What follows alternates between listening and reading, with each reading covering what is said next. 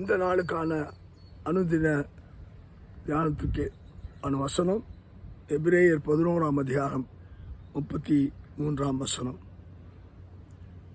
விசுவாசத்தினாலே அவர்கள் ராஜ்யங்களை ஜெயித்தார்கள், நீதியை நடப்பித்தார்கள், வாக்குத்தத்தங்களை பெற்றார்கள், சிங்கங்களின் வாய்களை அடைத்தார்கள்.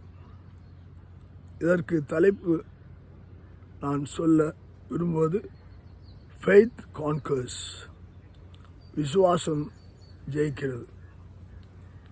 நம்முடைய வாழ்க்கையிலே விசுவாசத்தினாலே நாம் பெற்றுக்கொள்ளும்படியான காரியம் தேவ நீதியை நாம் பெற்றுக்கொள்கிறோம். தேவன் நமக்குள்ளாய் வருகிறவராய் நாம் விசுவாசத்தினாலே அவருடைய நீதியிலே வாழத்தக்கதாக தேவன் அவரை ஏற்றுக்கொண்ட உடனே அவருடைய ஆவியினால் நமக்குள்ளாய் கிரியை செய்கிறவராய் இருக்கிறார். ஆனபடினால் தானே எபிரேயரில் விசுவாசத்தின் பட்டியலை பார்க்கிறோம். விசுவாசத்தின் பட்டியலிலே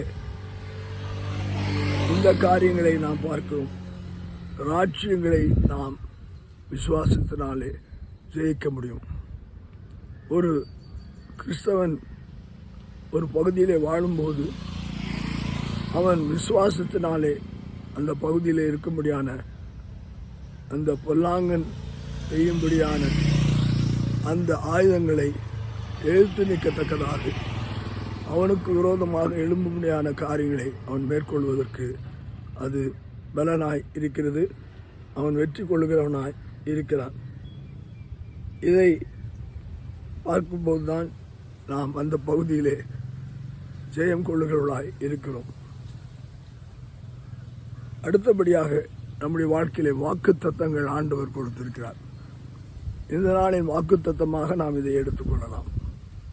நம்முடைய விசுவாசம் பலப்படும் போது நம்முடைய வாழ்க்கையிலே நாம் இந்த நாளை வெற்றிகரமாக எல்லா பகுதியிலும் பார்க்க முடியும்.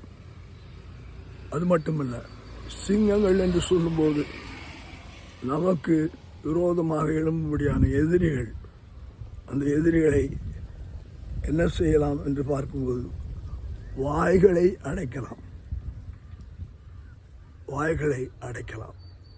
தானியேல் சிங்கக்கவிலே இருந்தபோது அவனுடைய விசுவாசம் தேவன் மேல் இருந்தபடினாலே அந்த சிங்கங்கள் பசியாக இருந்தாலும் அவனை அங்கே தங்களுக்கு வேண்டிய உணவாக அவைகள் பார்க்காமல் அவர் ஒரு நன்றாக பார்க்க அவருடைய விசுவாசம் கர்த்தர் மேல் இருந்தது. கர்த்தர் அவனை ஆசீர்வதித்து சிங்கத்தின் வாயில் தப்புவித்தார். அவ்வாறாகவே நாமும் இதில் தியானித்து இந்த நாளை வெற்றி பெற செய்வோம். ஆமேன்.